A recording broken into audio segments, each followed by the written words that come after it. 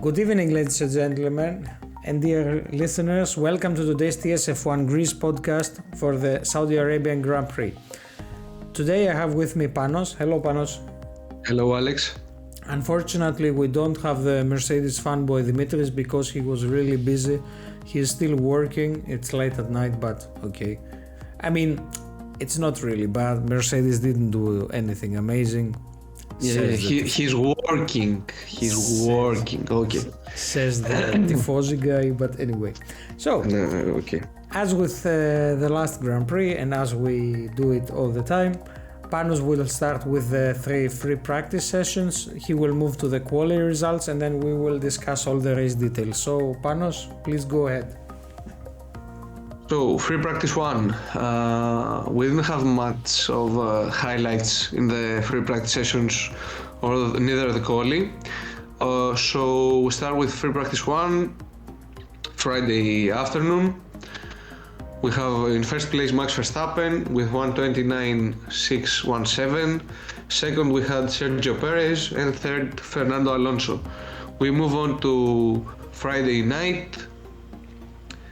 Free practice 2, we had Max Verstappen first with 1:29.603, second Fernando Alonso, and third Sergio Perez. Saturday morning we had free practice 3, Max Verstappen first with 1:28.485, second Sergio Perez, and third Fernando Alonso. Those three seem to conquer the field for the practice sessions in Saudi Arabia. And then we have quali. The only penalty we had was for Charles Leclerc, who changed his third I think it was the power unit part that was changed, right? Mm-hmm. Third time. So it's the he has second race. Just keeping track of things.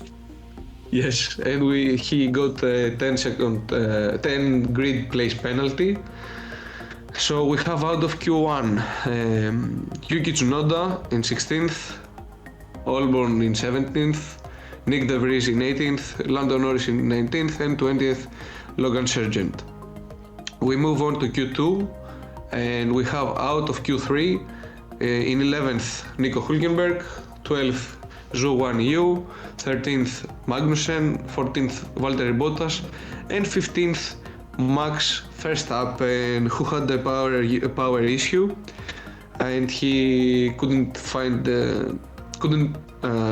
manage to really pick up his pace again. Exactly, he had to retire the car. Yes. Well, I think he more than made up for that on Sunday, but okay, moving on. Exactly. So we have our poleman, Sergio Perez, second before the penalty, Charles Leclerc, third Fernando Alonso, fourth George Russell, ahead of Mercedes GOAT Lewis Hamilton, fifth Carlos Sainz, sixth Lance Stroll, who hasn't recovered fully from his recent accident, seventh Esteban Ocon, eighth Lewis Hamilton, ninth Oscar Piastri with the McLaren, Q3 Lando Norris out of Q2, and in 10th we had Pierre Gasly. Great. So moving to the Sunday race, I think we had a race that was really interesting for the first 30 laps, and then it just settled out a bit. So starting off, we had an issue with Fernando Alonso, who positioned his cars a bit more to the left, so he was outside the designated lines, which brought a 5-second penalty. I think, well, Sam said he did it to gain an advantage or something, but I think that's okay, that's a bit overkill. I mean, he already has the advantage of the second position because the first corner on the Saudi Arabia track is a left-hander, so he definitely just had the advantage anyways. So lights out, and Alonso has a better start than Sergio Perez. I mean, the Red Bulls always struggle a bit with launching when the lights go out, but they more than make up for it within the race. Then comes the 5-second penalty, as we said, and we have Max Verstappen already after one lap being on the position 13 and Leclerc at 9, so they are already both picking up their pace fast and starting to overtake the slower cars in front of them. So at lap 4, Perez uses the start finish line straight and overtakes with DRS Alonso, and for that, after that, it more or less we just focus on Verstappen, who's already after just 4 more laps, so at lap 6 already at 11. Like Perez, he's really picking up his pace and overtaking everyone in front of him. Hamilton seemed a few laps later to be a bit struggling as he was the only driver on hard tires. And as we said in previous podcasts last season also, I think Mercedes just this car just doesn't operate right with hard tires. I think they don't really find... In the old era, they seemed to having a better pace with hard. Now in the new era, it's like the car can't really make the most out of the hard tire. It runs better on medium or on soft compound, but not on the hard one. So continuing a few laps down, Leclerc has now DRS and breezes past Hamilton on the start-finish straight, where also on lap 10 Hamilton got a black and white flag for the prior lap because he was weaving on the straights as he was trying to break the toe for the Ferrari driver. But as we know from the FIA rulebook, you can only change position once every straight, let's say, to defend yourself. You can't be waving left, right and center all over the track. So after that, I think there isn't really something amazing that happened for the next few laps. I mean, 2 laps down on lap 12, we have a train of Leclerc, Hamilton and Verstappen on places 7, 8, 9. We don't really have any changes up front. And now start the problems for Aston Martin. And I say problems speaking about Stroll. So on lap 15th, they bring Stroll in. He is P4 currently. P3 is, I think it was, who was P3 at this point? No, I'm just a bit stuck to be honest. So they bring Stroll in, P4 at lap 15. They try to make an undercut. It doesn't work. 2 laps later, Sainz comes in and he comes out ahead of Stroll. So the undercut really didn't work for Aston Martin at all whatsoever. Verstappen was about to overtake Leclerc, but Ferrari pulled him in for his first tire change. Remarkably, he's also ahead of Stroll. Now, that was the first sign that something was not going really well. I mean, Stroll didn't have the same pace. So 1 lap later, at lap 18, Stroll is out. So we have the first DNF for the Saudi GP. His engineer comes over the radio and tells him to stop out on track. That explains why both Ferraris managed to jump in front of him during the pitting, and the safety car comes out as well. So lap 19, under the safety car, the pit lane is the place to be. So Perez, Alonso, Russell and Verstappen are all pitting under the safety car. Russell was third at that time. Ah, okay. Wow, a Mercedes at third place. That's new for this year. And I will come back to that later. So Alonso also serves his penalty and he re-emerges out of the pit lane, still being at P2.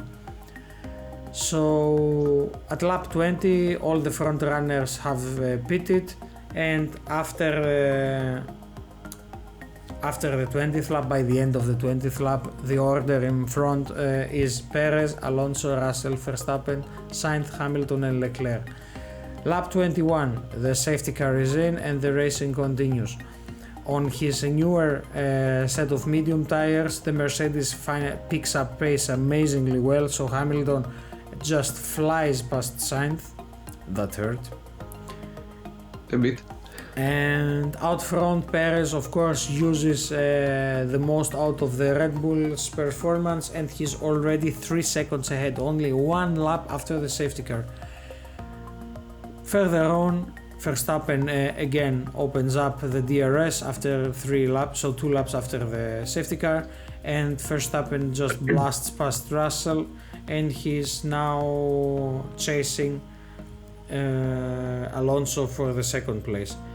If we see the replay, so if you also have the possibility of to watch again, like from the highlights, the difference in speed between that Red Bull and the Mercedes is amazing. So lap 24, Verstappen has also overtaken Alonso, and after that it's pretty much calm sailing till the end. Lap 27 unfortunately brought, excuse me, it's late, my English is leaving me again. It's a disaster for Williams because Alexander Albon has got issues with his brakes, and just slowly cruises back to the pit lane and brings the car in, also being the second DNF of the race. And now on lap 28 we have some heat building up in the Mercedes garage because Hamilton says I have the pace, tell Russell to push harder or just to get out of my way. Then Russell picks up pace, and he basically, that was the end of this heat issue between the two Mercedes. After that they pretty much had the same pace, everyone had their pace, and they pretty much kept the same distance between them for the rest of the race. Also on a few laps down, going back to the lower tire teams, we see a great battle going on for P12 as the Williams rookie Sargent puts on pressure on the Haas of Hülkenberg, and Zhou Guanyu is also sticking with this pair, trying to pick up whatever he can from that. So after that, I think the more or less the only highlight we had after that, I think, was on lap 40 when Verstappen comes in on team radio and says that he has some strange vibrations and noises in the cockpit, while Perez is noting at the same time that he has an issue with his brake pedal. We didn't seem to see much after that.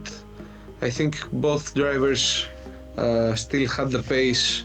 They didn't have an issue that was remarkable or changed anything in the order. And then I think the only thing we saw was Perez and Verstappen fighting for consistently. Yes, consistently fighting for the 1 point of the fastest lap of the race. Just a little note, Pano. I just wanted to mention that a few laps earlier, so on lap 35, we already had the playing field settled. So Perez was leading the whole race, with Verstappen being around 5 seconds behind him. Verstappen had an 11-second gap to Alonso, but Alonso had a different problem.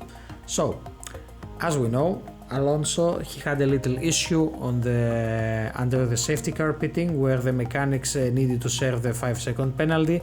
The problem is the man that's lifting the car from behind was already touching it with the element that they use to lift it, and that was like a gray zone, so he had another 5-second penalty. So the problem now is, will he get that 5 seconds or not? So Alonso is trying to outrun Russell for more than 5 seconds, so in case he gets it, he's like, okay, I have the gap, I keep my position. Russell of course doesn't want that, so he keeps fighting to keep that gap closed. Anyway, with the checkered flag, we have Sergio Perez in the first place. Max Verstappen takes the point for the fastest lap and overtakes the Perez on the championship leaderboard for just 1 point, as we will see in the driver and constructor standings after in just a bit. And then we have Fernando Alonso that takes the 100th podium in his Formula One career. He's the 6th person driver to ever get that in Formula One history. So the race finishes, but the drama is not over yet, so we didn't have the drama checkered flag yet. Sergio Perez is celebrating, of course, I mean, why not? And we see Verstappen's father be like, yeah, indifferent. Just to bring up something from the past, during Mexico last year, Perez finished third, being the first Mexican driver that gets a podium in Mexico, and his father was basically hugging everyone and he was happy for everyone. It was not the same for Verstappen's dad, but I mean, okay, it's human, I guess. But it shows the character of each person. Now, the Alonso drama. So, because the mechanics touched his car, he gets another 5-second penalty. So now we have a 10-second penalty, which means that Alonso is fourth and Russell is third. So basically, Alonso during the celebrations is at the podium, he gets his prize, then Russell gets it, then Aston Martin appeals, and Russell has to give it back to Alonso. I think this time it was another one of those times where something just needed to be clear so that everyone knows where they're standing. Because I mean, this back and forth, whether pick a penalty and stick with it or just let it be. I think, Pano, you agree with that. We've discussed it again before. So FIA should just stick with her thing and just live with it. Or stick with it or change it, but for good. Make it clear just up change front. it once and for all. Yes, I think that's the most important thing. So, I think that was it more or less. So let's just quickly run down through the driver standings. On first place it's Max Verstappen with 44 points, followed in second place with 43 points by Sergio Perez.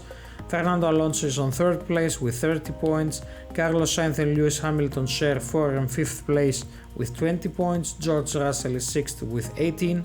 Lance Stroll is 7th with 8 points. Charles Leclerc is on position number 8 with 6 points.